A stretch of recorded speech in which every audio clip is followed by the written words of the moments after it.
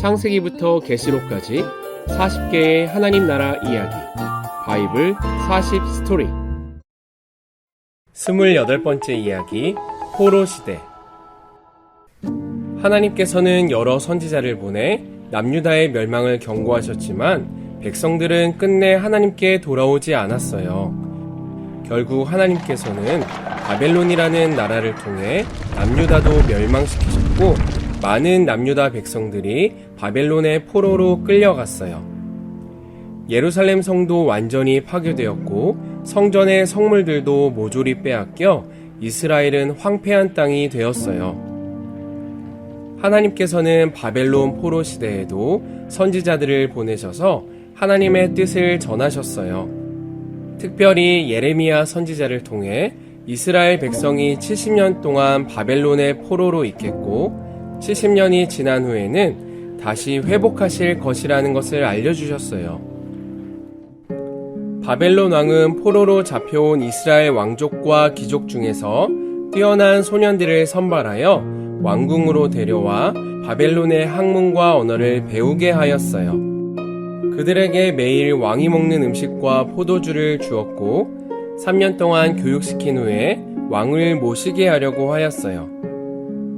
그런데 그들 중 다니엘과 세 친구는 왕이 주는 음식과 포도주로 자기를 더럽히지 않기로 결단하고 채소와 물만 먹었어요. 왕이 주는 음식은 우상을 섬겼던 음식들이었기 때문이에요.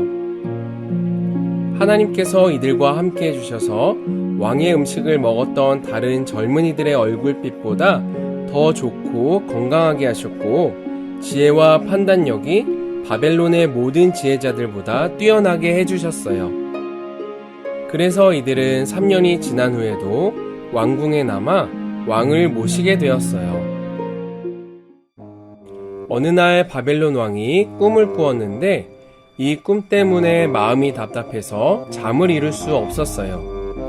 왕은 바벨론의 모든 마술사와 점성가, 점쟁이와 주술사를 왕궁에 불러 모았어요.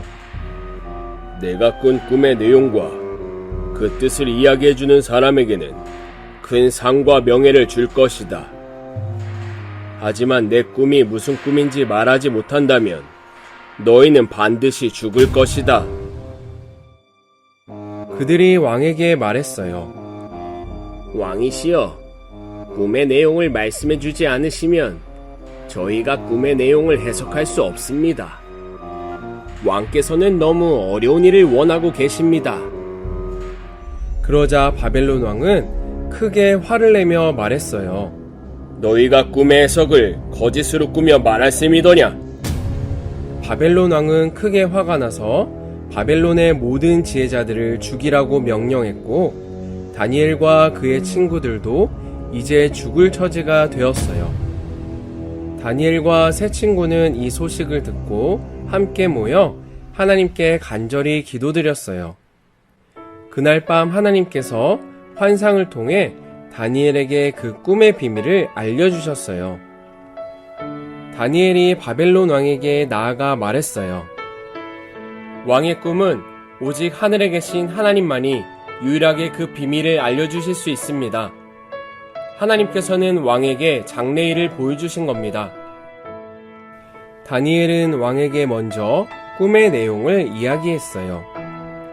왕은 꿈에서 어떤 커다란 신상을 보았는데 그 신상의 머리는 금이고 가슴과 팔은 은이고 배와 넓적다리는 동이었어요.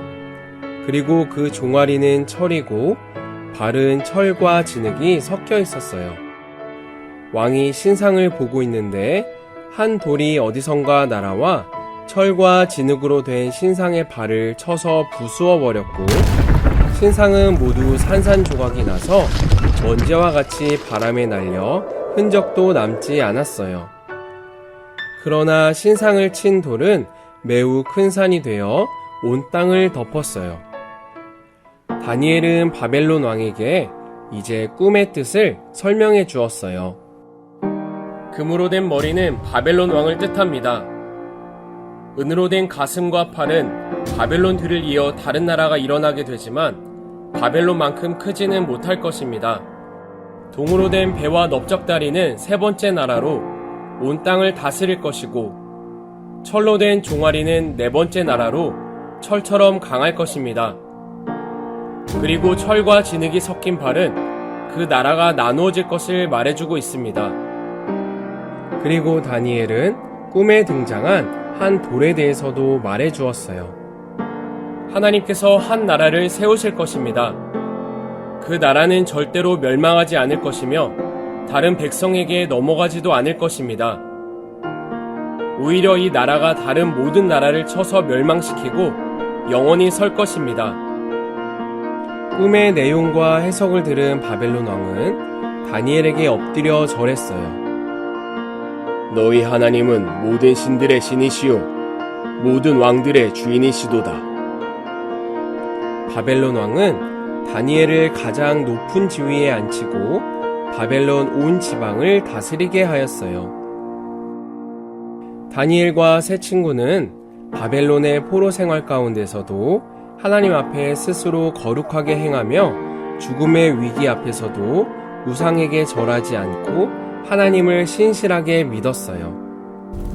불타는 용광로 속에 던져질 위기 앞에서도, 사자굴에 던져질 위기 앞에서도 오직 하나님만을 섬겼어요. 하나님께서는 그들과 함께 해주셔서 용광로 속에서도 옷자락 하나 머리털 하나 타지 않았고, 사자굴 속에서도 사자의 입을 막아 손끝 하나 상하지 않았어요.